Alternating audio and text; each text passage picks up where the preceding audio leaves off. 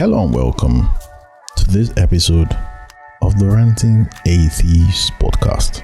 So, if you are listening to this episode today as it has dropped, Happy New Year in advance. Like 2022 has been a year of ups and downs and highs and lows but we made it without any fucking Yahweh's help. So my heart goes out to those that will be forced to go for crossover night bullshit wherever you are listening to this. I hope you are able to cope with the nonsense and take your time to just look at how we Nigerians keep repeating the same shit over and over again, but expect a different result. Like, we're a country of 200 million mad people. This night like this on the 31st reminds me that 200 million of us are mad. We have been doing this same shit over and over again, yet no result, no different result. Like, we are mad. So take that as a quantum of solace for those of you that will be forced, for those of us that will be forced to. Anyway, man, I don't know where I'll be today, but definitely not a church. I can't take it, but good luck to us all out there. So today we'll be listening to the deconversion story of a Nigerian atheist to round up the year. He was raised in a Christian home, but along the line, when he went to medical school, that was when his faith began to shake. It began to twerk. Because when you start understanding how things work, seeing the body, seeing that all these testimony, miracles, what drugs are administered and what causes diseases, your mind begins to wonder, like, so what the fuck is God doing and all that shit. But one thing that stuck out to me when he was sharing stories, he said that it is very difficult for you to remain religious when becoming a doctor, when in med school. And I kind of agree, but because of how Nigerians are, like, I've been Nigerian doctors where they will tell you it's only God that can save you. So I may have to respectfully disagree a little with that statement, because yes, for him, yes, it's it all depends on, but Nigerians, the religiosity is insane. Doctors will be telling you nonsense that God is only God that can save you. So that's the shocking part of it all. But I really enjoy the story, and I hope you do too. So if you are yet to subscribe, Apple, Spotify, Google, and other places that podcasts are available, YouTube as well. Then if you want to share your story next year in 2023, please reach out via the links below, email or social media. Let us work something out. Let us hear your story. We need more of us to keep putting out our voices. We can't be silenced. More people have not joined us this 2022. So if you are listening to this and you joined us to the highway to hell in 2022, please, you specifically, reach out so that we can hear your story in 2023. And it's really amazing to see how you're able to see things differently. So let's go and listen to the deconversion story of Charlie.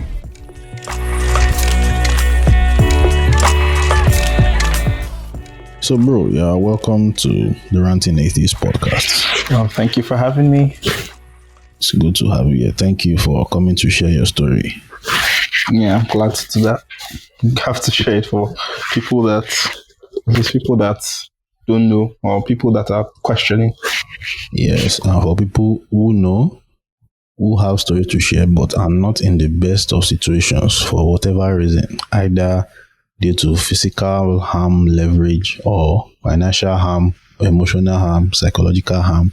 Mm-hmm. There are so many ways it can be harmed, because these thieves don't hold back when it comes to their gods at all. So, anyway, yeah, it's good to have you here. Thanks for coming, Jerry. Yeah, so continue, please. So who are we speaking with? We need to know what's your name, your location, if you are comfortable with that, your age. Now, if you're a Nigerian, in Nigeria, we like to hide our age. Whether we like to hide down, let's say now we play poker. So I give people option. Are you Gen Z? Are you millennial? Or are you Agbalagba, Gbogbo, that kind of thing? Then what do you do for a living? And are you single? Are you available? You want us to know that one? Or any other thing you'd like to add? Okay, my name is Charlie. I'm currently based in the UK. Okay. I am a doctor. That's what I do. I am a millennial. If you're just on the cusp, basically, but a millennial. I'm 96, 97. 95 actually, but late 20s. And 95 is, you are deep, you're not on the cusp, you are right at the edge. It's the 6 and 7 people that usually bounce between their generations. Yeah, anyway, was there anything I missed? Are you available? I'm not. I'm actually taken. So so unfortunate because it is the chop breakfast was street too. actually, my current babe been with her for 3 years, and she's actually an atheist actually, but she had basically stopped going to church long ago. So you are doing the devil's work, mashallah. The way being unequally yoked with believers can work is they must not carry it on their head. Everybody needs to have a compromise, and do you understand? So it can work if the people choose the relationship over ideology. Sure.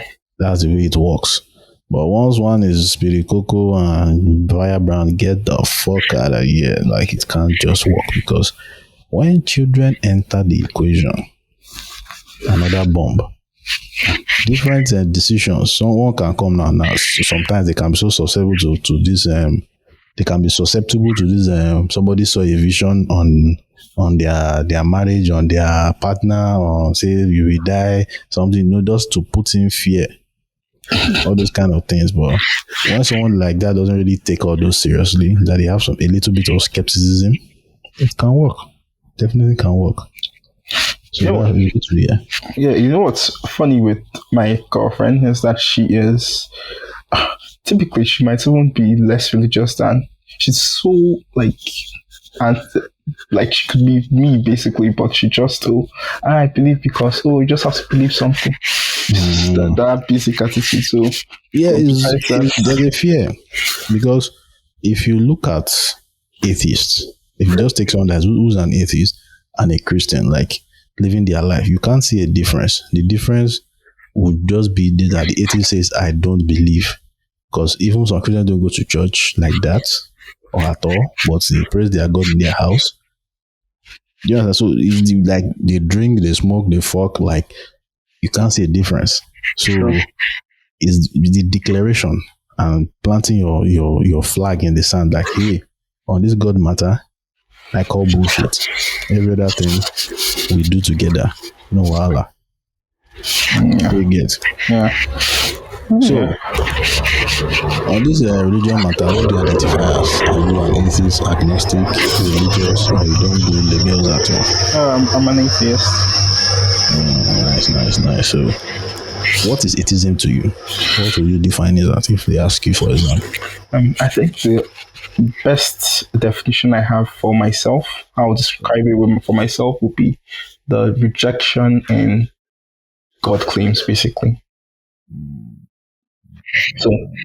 So like, I've not made any statements that something exists or something doesn't. But if somebody comes to me and says this thing is real, I immediately doubt it, or I reject it if the person cannot produce enough proof for that. So basically, that's exactly. So it's not a positive. It's not a positive position. It's basically a rejection. It's the default position, rather. Exactly. That's just the basic definition. Because a lot of times, rather, when I'm doing some argument on Twitter, I always discover that in their minds, saying I don't believe or I disbelieve, you are saying your God does not exist. Mm-hmm. And so I'm like, open a dictionary. what was it? What's the definition of atheism? What's the definition of the word disbelief? When you disbelieve somebody, you don't believe. That in English. The reason we have words, but you find out when people are in argument, they create their definitions just in order to score points. Yeah, it's easier to argue against something, an argument you have in your head. So you assume what the person is saying and you argue against that. It doesn't help any conversation. It just makes everybody sound like they're talking to the wall on both sides. Anyway, that's what Twitter is. Gas goes. No time. Twitter is the trenches. Have you been to Clubhouse? Clubhouse is another shit pile. I can't be shouting. I can't be shouting in Clubhouse. Like, that's what I feel it is like. I be shout sometimes. Fuck you. I think we just feel because Clubhouse will just your raw emotion and you get the full context here and the way the person says the particular word. So the way there are some context that are missing on Twitter, you get the full context on Clubhouse when you hear the person's voice and the way they say the cadence which they say it and all that. The tone, the tone they are thinking, you can get an idea of their state of mind, what they are thinking about, what they're trying to say. Exactly. Makes sense. So now let's go into your religious background. What was it like? It was the full lowdown of what you went through. Okay, so I'll start from the beginning. I grew up in my family. Basically, I grew up in a family of 5. So I had my mom and dad. My mom was obviously the religious person in the house. Went to church constantly. My dad, not so much. My dad it's very funny to describe him because I haven't actually I can't put him in a box and say this is what he believes or this is what he thinks. Because, first of all, he despised the church passionately. Like, he'd go around so he would insult the pastor, that all these pastors are stealing money, they are sleeping with their church members. Basically, that's most of what they are doing. But then again, he also believes strongly in juju. And those distinct things. Then, not just that, on one occasion, I can remember particularly, he basically told me that there is no proof that God exists. He said it to me categorically. I remember because it shocked me. I was like, and when he's saying God, he's referring to the God of the Bible. Of course. Okay. So, but Juju did.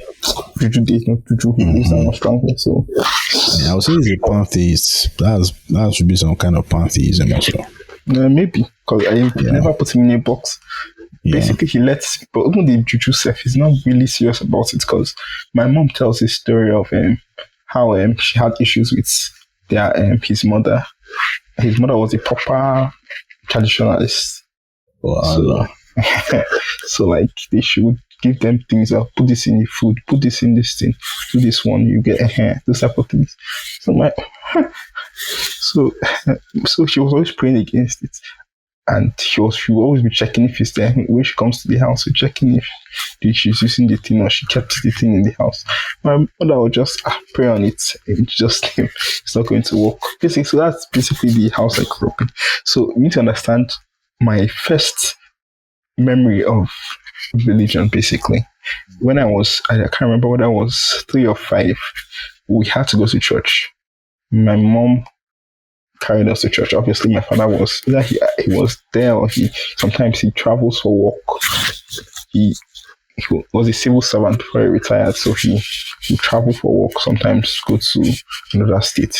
When he goes, we'll have to go to church and stuff. When he comes, if we tell him, if we decide that we don't want to go to church, he would let us stay. But so that's the tricky. So if you don't want to go, you can stay with daddy. If you want to go, if you go and stay with mom. But my first memory of our church, was that, well, it's basically Pentecostal church. That's the church we grew up in. We were in, there's a children's department where they flog us, they do all sorts of things. So because they rushed us to church that early morning, my mom rushed us to church, so we didn't have any food to eat. We didn't eat anything. And I was like between 3 and 5 years old, so I was crying. I was hungry. My sisters basically just said, "Oh, he's hungry." They took me out of the church, went to buy ice cream, used their offering to buy ice cream. Like, trust me, my family, we don't give a shit. As far as we're concerned, it's pretty much a waste of time. But I think most of my family members are religious. They believe, but they've not said to me, but they think church is a waste of time, just like my dad. My mom called them, we inherited the spirit of our father. So what happened was that we went out, she bought ice cream, and they came back. We ate the ice cream and came back to church. That day, the type of beating I received, all of us received from the church. Because of that day. The church, not even your mother. The church, yes. The people that were in charge. Because we were children. I was like between 3 and 5 years old. My eldest sister was like, I don't know, 10 or 12, 13. Wow. So, it beat all of us. Then when my mom came to carry us, we told her, she supported her. Yes, why would we do that? So from that point, we were like, sorry, you're in your church, we're not going. That type of thing. Anyway, so that was the general opinion of like put a bad taste in my mouth for at least. From that point on, I hated anything to do with that church because I always remember that thing. Yeah, that was your experience and preteen experience. I was like 5 years old, 3 to 5 years old, but I barely remember. It was my first ever experience with the church, basically. But funny enough, my mom still goes to the church. In fact, sometimes when I go home, I still go to the church. But one of the problems with the church was that yes, now, yeah, because I'm not open to her yet, so you can't get. So, what's the word? Basically, church will start at like 7, 8 a.m. and stay till like 2, 3 p.m. Very long church, very annoying. So, growing up, what happened? When I was like 10, I had an experience that actually made me like. I remember I didn't like the church, but I still believed, right? I still believed, at least I was indoctrinated like that. Oh, God will do this, you go, there's hell, there's heaven, blah, blah, blah, all that stuff. Scary stuff. So one of those days, where I was really big into watching, I don't know if you ever did, but did you ever watch the History Channel, Discovery, growing up? No, Cartoon Network they do. Those channels were boring. Cartoon Network. So I was a weird child. Discovery. I was a weird child when I was between 8 and 10 years old. I used to watch a lot of Discovery, History Channel. So they had a lot of documentaries about space, about space, about evolution, dinosaurs, blah blah blah. So young me knew all these facts. I really liked dinosaurs. I really liked planets and all that. So when they would talk about the sun formed several billion years ago, like this, I had no reason to doubt it because nobody had told me anything contrary to that before, right? Oh. It was somewhat different from the creation story, but I was a child. I accepted it. The same thing. So at some point, then I realized that this doesn't make sense with what they're telling me in the real, because I heard it before I understood, oh, this is the creation story. God said, let it be light, created this in 6 days. So when I heard that, I was like, this doesn't correspond to what I've been hearing here. Doesn't make sense. So in my mind, I created a whole scenario in my mind that, okay, God created, you know that thing about God of the gaps? Yeah. So that was basically what I was using. Okay, that maybe God said, let it be light, Big Bang, blah, blah, blah, suns formed. Maybe between those days, there was time in between all that. So that's basically what I was saying. That what it was in my mind. So it was not until when I was 11 years old where they actually taught us these things. I think in CRK in school, because you can't question all those things in church. They just tell you. But in school, I could ask questions and stuff. So I asked them in school, like, okay, this is what makes sense with what we know about science and what I've heard. I was bullied. I remember that day I was bullied strongly by every single one in the class and the teacher. They basically called me a fool. that whole thing followed me because I was okay. It doesn't make sense that God did this if the university is old and this, and maybe this is how it happened. Basically, they called me a fool, an idiot, blah blah blah. They insulted. In fact, up till the point I left that school, they kept on saying, "Oh, you said Okaka said this." So it was. I just learned to shut up about all of that. So I never spoke about it. But at that point, I realized that you people are stupid. And it wasn't just the other students, right? The teachers reported me to the principal. Like, it was a big thing. So it was not a Christian school.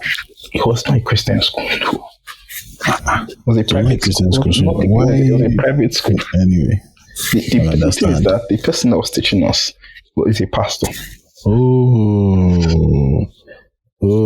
And that is where the fuck up happened.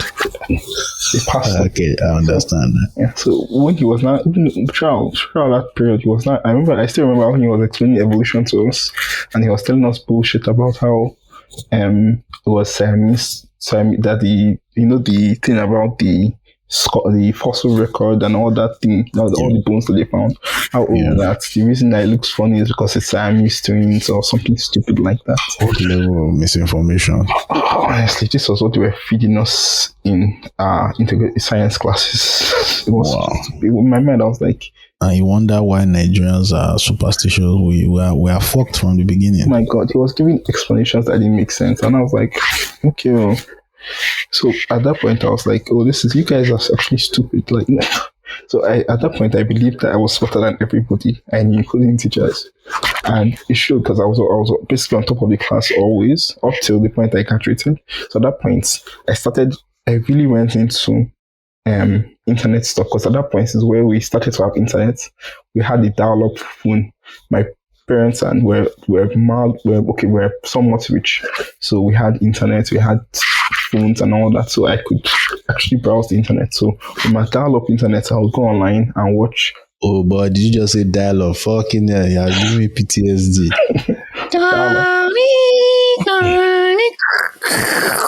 Man, the kids won't know, man. Did you use Starcoms?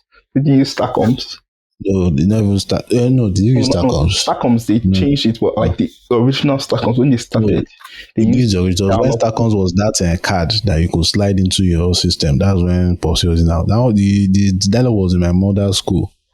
That's when in 2002. I remember the first time I used internet was 2002, just after the Korea-Japan World Cup. I was now downloading wallpapers of Korea-Japan.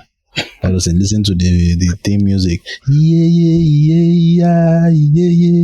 Oh, when that song in my head, I played that entire on top of that.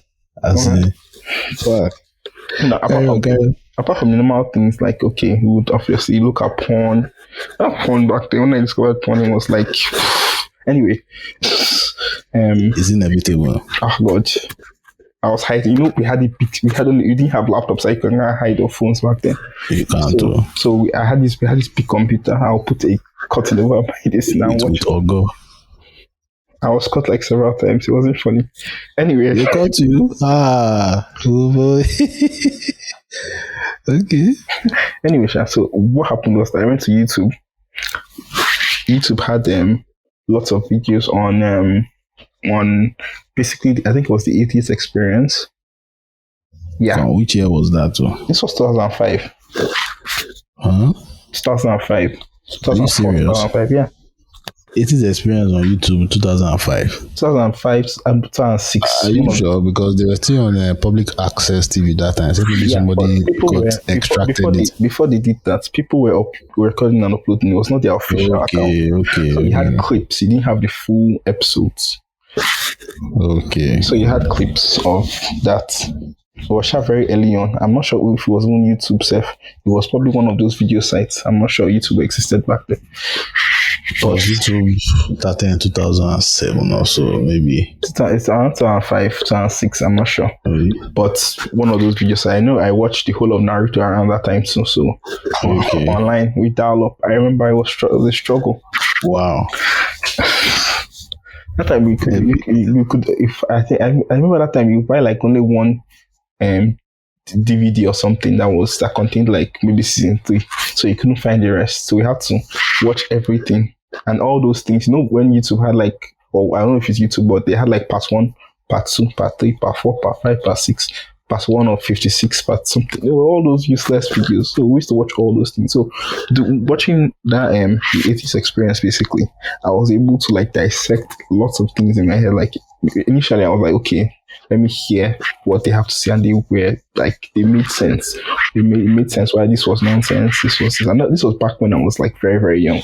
I was like I think in JS1 or JS2. So I was still very young. Right, so I kept my mouth shut throughout secondary school. Like throughout, I was just I would try and dodge church, but I would still go. I would hide inside the toilet throughout the service because it was fucking boring. Wow. I suffered, cha. Yeah. Anyway, so at the end of the day, I was able to finish basically secondary school. I got into I was happy to go to uni because I felt that I'll meet like minds in university. Yikes. In Nigeria. You don't know. Actually. In Nigeria? In Nigeria, I went to university in Nigeria. Okay. Yeah, so basically, the school I went to, well, I did medicine, obviously, but I did medicine in the University of Ibadan. Mm-hmm. Yeah. Okay. So back then, when I started, right, I was happy I was going to see people that were like me, basically. Because obviously that was a place where they were very smart people. Mm-hmm. And they would be able to think through things and decide whether to believe or not, or rather to be like atheist and everything like me. I pray when I went there, everybody I saw. God, it was annoying, man. NCCF. But one thing that shocks me going to university was that I met people that were smarter than me. Like it wasn't even, they did it effortlessly. They would talk about these things that I've learned about the Big Bang, whatever, evolution. They would give me details about it. But they were still villagers. Bruh. See, that shocked me because I at that point I had not met anybody like that. So it took me aback. I was like, maybe I'm actually wrong. I might actually be wrong. Then I began to doubt myself again. Because at that point I was like, sorry. See, that's why I usually say, like, when you say atheists like to feel they are smart. There are a lot of believers that are smarter than many atheists. But for some reason, the bias has been corrupted. That's what I see. Honestly, like I was actually shocked. Like people that are so smart, and yet they are so, like, I had that at that point I realized that I'm not actually smarter than anybody. Just because I see these things, like, exactly. It doesn't make you smarter than anyone else. So I met people that were able to, like, they were really better than me in almost all courses. They would read very little and be able to push out things. They were eloquent. They could speak. They could speak publicly. They could basically do things. They could write so much better than me. They could do so many things better than me. And yet they were very, very. In fact, some of them were popsies. You know what they call popsy? No. Okay, so in our school back then, the popsy is basically like a student pastor, but like not a student pastor, but like the person that other people look up to. And they're older than the average student? No. Same. Okay. They're like student pastors, basically. Okay. Basically, so they call them. They call them daddy. Kind of like a word popsy. But like these were the religious people. So it wasn't until actually it wasn't until we went to, because there's this medical school area where, because when you start medical school, right, you start with everybody else in the university, but at some point, like 300 level, you move to the medical college where the hospital is, where you'll be going on rotations in the hospital, you'll be seeing patients and all that. So at that point now, we're now concentrated. That's where I knew that I was not alone. I would say that I met more atheists in medical school than I have met in my entire life in Nigeria. Because do you see any reason why that is so? Yes. What exactly is triggering medical students to become skeptical? Okay, so one thing you see is stress.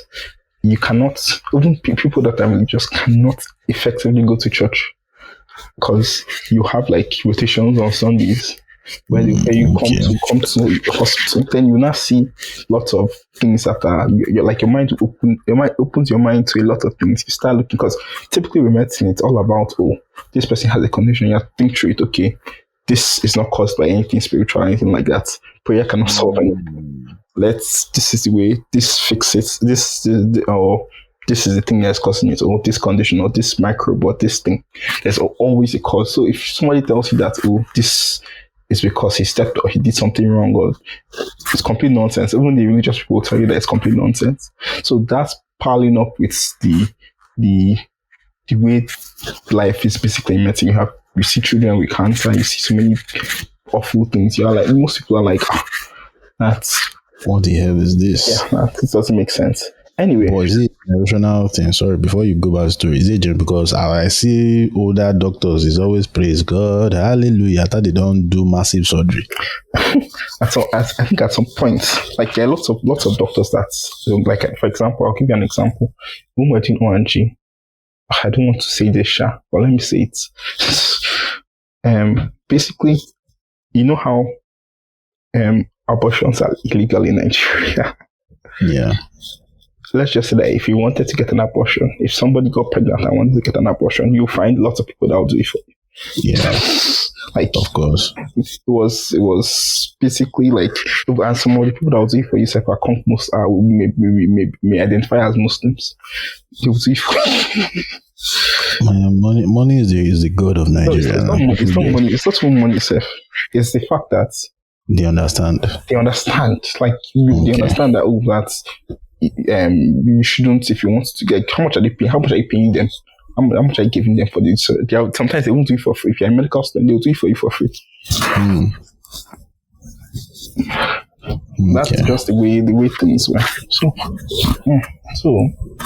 So many different things like that. Then what happened was that I think in one of the things about it was that in medical school it was basically our time to experiment because most of us were goody two shoes. The people that maybe all through secondary school, all they did was read their books. Maybe even So medical school was whereby we figured out that because how medical school is that at some point you realize that it doesn't matter if you don't read too much or if you crash read, you will still pass.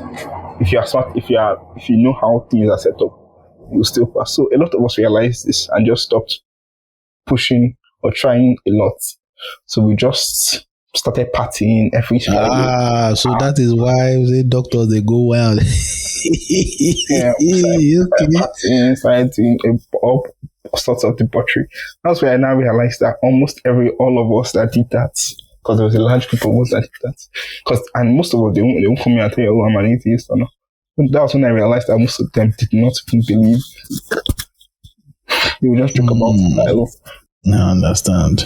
So that's just the way it is. So people won't say it. Even the religious people that were still going to church and everything will tell you that it's very hard to keep your faith in medicine. If you actually follow it until it's hard to keep your faith and all that or something like that. So that type of, I don't know, the lifestyle is not very good for, it's difficult to hold what's it called? A superstitious belief, basically. Because even when you go back, you have to start saying that.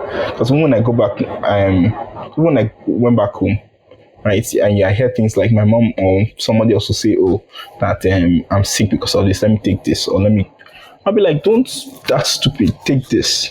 And you're like, you doctors, people, you don't believe in spiritual. But so that's the idea. Like you stop seeing things as the causes are spiritual.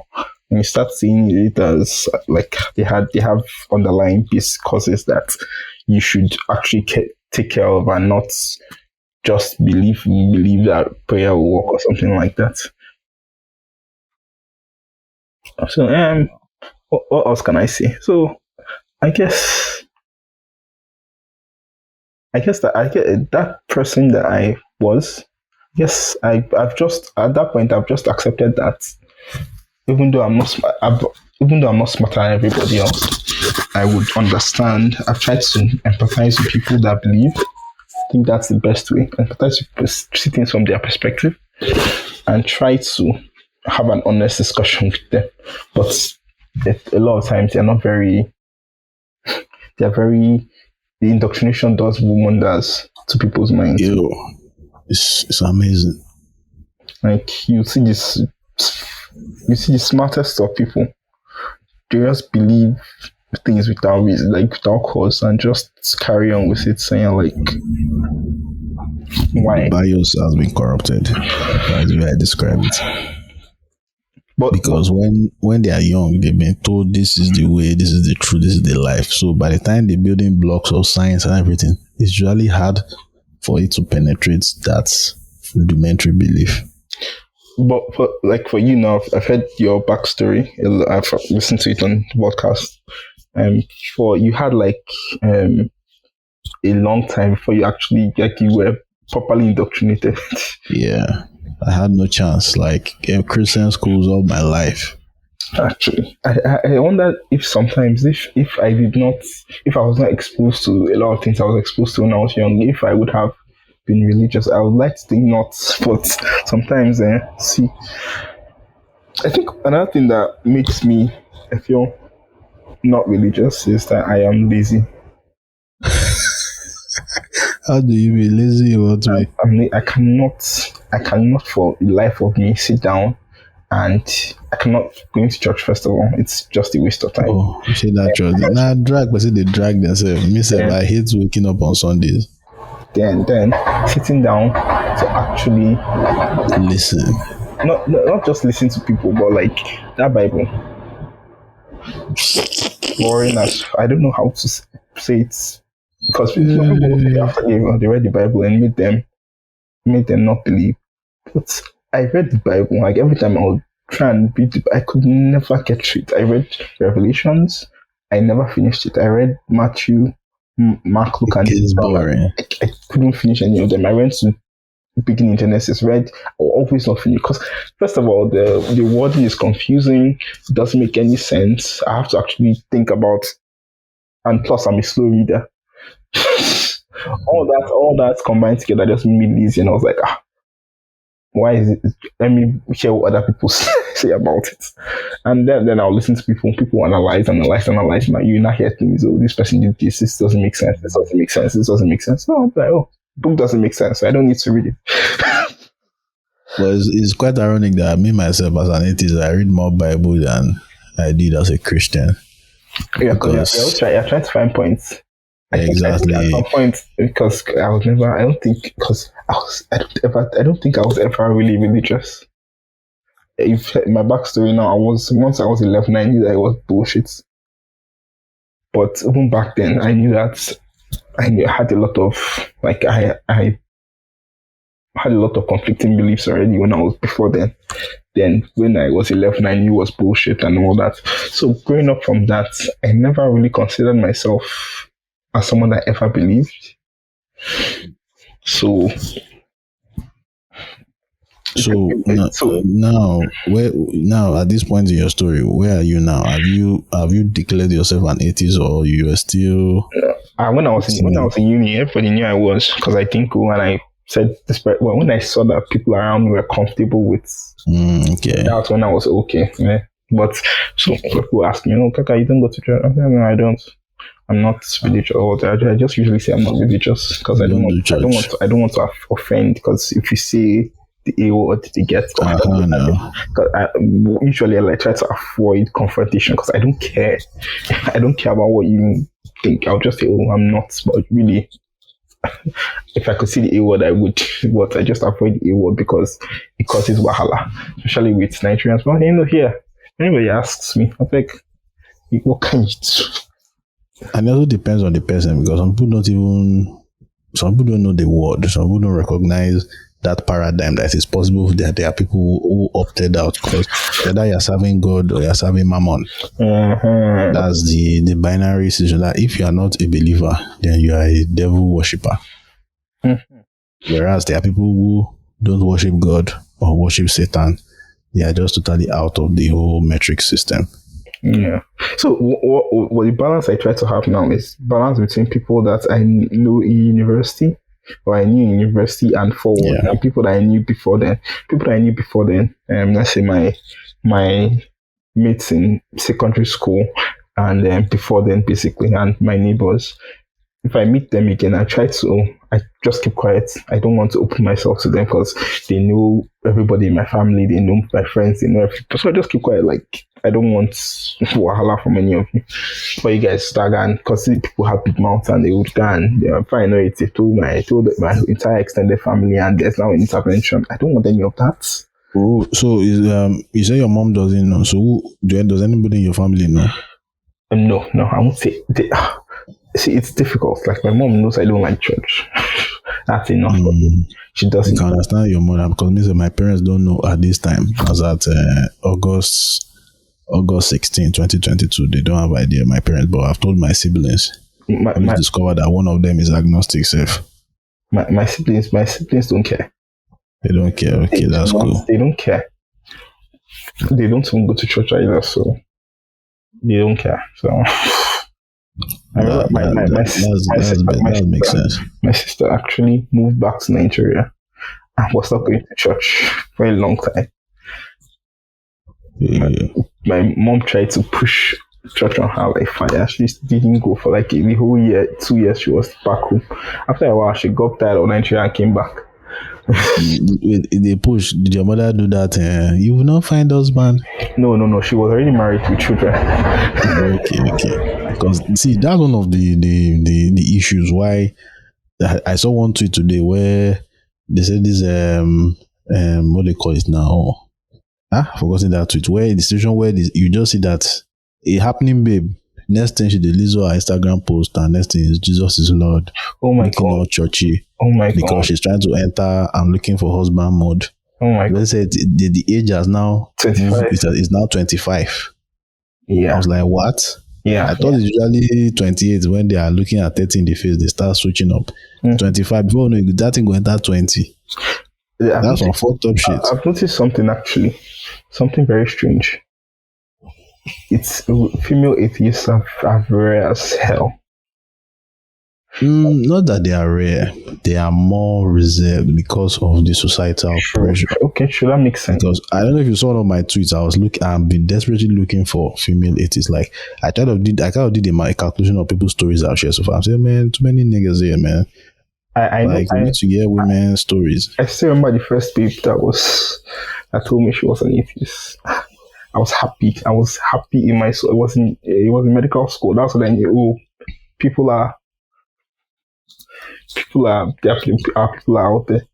Yeah. Because she was a friend of a friend. So she used to go to club with us. So one day she just said that she does not believe blah blah blah. She's this. And I just looked at her, I was like, what? It came as a shock to me because I didn't believe that. And she was just open with it and realized that it's very, they tend to be comfortable with, I would say, having more radical beliefs. For example, now, if you talk to her, she would tell you that she just didn't care. Also, she didn't want children. And if she could have it, there's something they call a BTL. Bilateral tube ligation. It's a surgical procedure where they cut your tubes and you can no longer have children. And if she could do it, she would do it. She doesn't want to ever get married. She doesn't want to ever have children. And I was like, awesome. Like, I was happy that someone, in fact, after talking to her for a while, she actually convinced me to like not have children. So, because go and do some vasectomy. Honestly, 15 minutes procedure. Chop chop. Honestly, it's so much easier for guys. For her now, she has to go into surgery. Anyway, maybe I think I'm still in contact with her. We share a this thing. I won't tell you what we share, but we share a paid premium plan. Okay. So if you want to, maybe I'll send what's it called? I'll send you her Twitter handle or something. Okay. No, well, makes sense. So medical school, full blown atheist. Your siblings don't care. Your parents don't know. You are out in the real world now.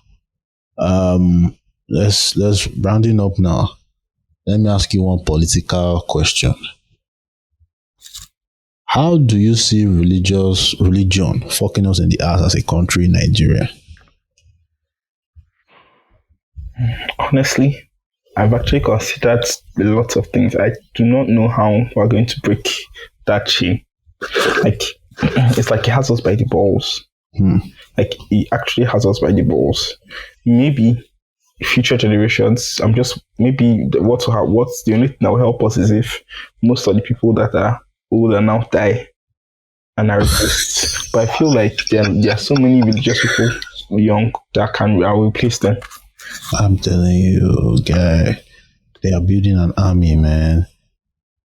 It's just like Gen Z are more likely to be irreligious because they have seen their siblings, their parents, some their grandparents, their uncles, aunties, and saying that this shit is not working. Sure. But indoctrination are bastard. They still somehow know before you know they begin to spin off into spiritual, not religious. They begin to go all new agey and woo and shit. But they no carry Jesus for head, and somehow it gives me hope. But still, the work is enormous ahead of us. Because see, even myself that is doing a podcast, I still they hide one way or the other. Because the environment itself is very hostile. It's very hostile towards unbelievers. So one of the main issues with this thing, I think the main issue with the Gen Z reduction in religiosity thing is exposure. The internet has done things to people. Simply being exposed to new things. If you see things, thank you, Tim Ben-Ali. See, I've even noticed what it's done to basically my mom and her siblings. A few years ago, if you talk to them about gay people, I was almost scared to ever mention like gay people to my parents. When my sisters were like, "Oh, this guy, I think he's gay," or "This person, I think he's gay," they would scream, "Yeah, God forbid." But nowadays, when you talk about it, they'll be like, "Okay." Because it's all over, like it's everywhere. It's all everywhere online. There's no way you can say you can touch it. If you not quiz them on it, they'll probably say, okay, it's against God's law, blah blah blah blah blah blah. But the violent reaction that they typically have towards it is completely gone, and it's something I've noticed in every member of my family, even all my mom's extended family. Then the ones that are even more exposed, like for example, my uncle constantly travels to other countries. Himself is even more. You get even more open to it. Yeah. So it's all about exposure. And if you're talking about exposure with TikTok and the rest of it, oh my God. TikTok, they have the LGBT kids there. They don't give a fuck. Like, fuck God. You. I follow a bunch of Nigerians are openly gay in Nigeria. I'm like, oh my God, you black bull as shit. Like, I give them mad respect. Like, oh my God, like. It's like balls of steel. The violence that's. I'm like, where's someone? I'm like, okay, you want to beat this person? Did they approach you? Did they touch you? They are just existing on their own. I do not. But you see them, maybe your mind goes to anal sex. Do you see that you are the problem? I don't understand that violent reaction. I still don't get it. Why? Especially men. Because one thing I discovered about a lot of homophobic men is one of the major reasons why they are afraid of gay men. Because they are afraid these men will do to them what they currently do to women. Yeah. The way they harass women, touch their bodies without their consent, they are afraid these men will do the same to them because they are men. But now, to the men, they are like women to the men. That's the way they see it in their head. And that's why there's so much vitriol. Yeah. And you know one thing I realized? People are actually, when they say basically sexuality is a spectrum, like nobody, like people want to think that they are completely straight or completely gay. Actually, for example, I came here, some of my friends that finished from, I finished in uni with, and a lot of us came to the UK. A lot of them have started, how will I say, things that typically, that if you see someone in Nigeria, if you see someone that does it in Nigeria, the automatic assumption is that this person is gay. For example, I have a friend, he has a girlfriend that he's serious about and wants to marry, and I know him from when we're in uni. The guy fucks and does a bunch of stuff. The guy is completely straight. But this guy came here and he got his ears pierced, got his nasal septum pierced, painted his nails. I'm like, dude, like, it's a different way of expression. Me, I go plait my hair for this life. Me, I don't know. No, plaiting hair is mild compared to. I know, but me, that's my own way. I feel I will express something that I don't usually express. Like, so I'm not usually surprised about that. This kind of metrosexual kind of presentation and all this stuff. Yeah. So we just Nigeria, our mind, we are too close-minded. Like, people allow to express themselves. Like, typically, if I was in Nigeria, he would never try that. But here, I mean, he's free to express himself in ways that, and even the religious people, right, that have come here, are fully accepting of all of that. You have no fucking choice. And maybe I see it, I'm like, they look like, well, they're not disturbing me, so face your work. God says God, God will judge them. It's not me. Where was this energy back in Baku? Where was the energy? See, it's the majority something. That is why you see there's a struggle in America. There's a balance of the madness. But here in Nigeria, we are totally lost on the right. You either right on the Muslim side or right on the Christian side, and even right on the traditional side. So it's why the whole culture, everybody just somehow synchronizes on that bigotry. Like, that is one thing that unites Nigeria more than anything: bigotry against LGBTQ people. They will fight or Tinubu or fight this, but when they want to be bigoted, Avengers assemble. Straight up. Same thing. Same thing's happening in Ghana now. When they are trying to create. Those ones, even the Muslims that are being persecuted by the Christians, that are majority, they are joining the Christians to be bigoted. It's so easy to oppress other people. It's an Abrahamic madness. That's what I see. Abrahamic madness. So, Charlie, it has been fantastic having this conversation with you. It's been awesome. I know you don't want to be found. You want to be found.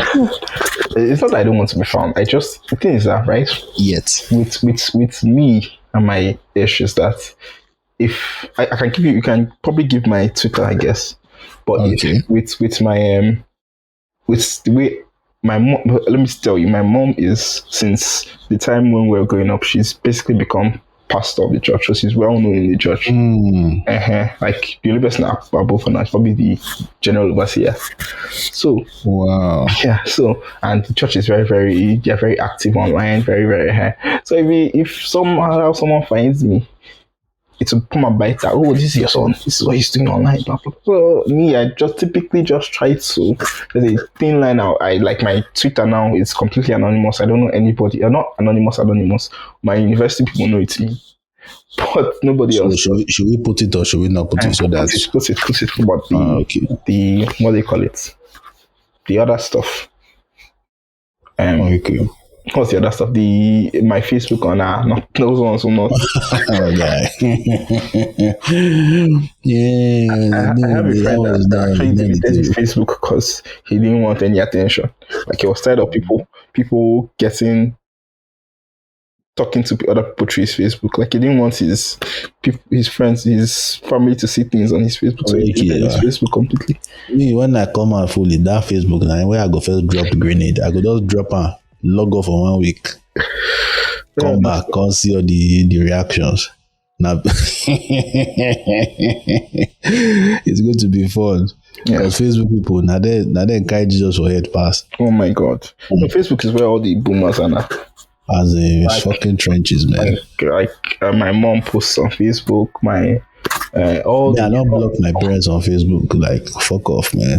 The fuck are you following me for? No time. When she blocked them, you're not sending you message. Why can't I see you? Because I blocked you. I'm not active on Facebook, so they can't even see me to ask questions. So, Alright, and that's Sabi. I'm gonna do it right last. So, bro, thank you for coming, Daddy. Yeah, you're welcome. It was lovely speaking anyway.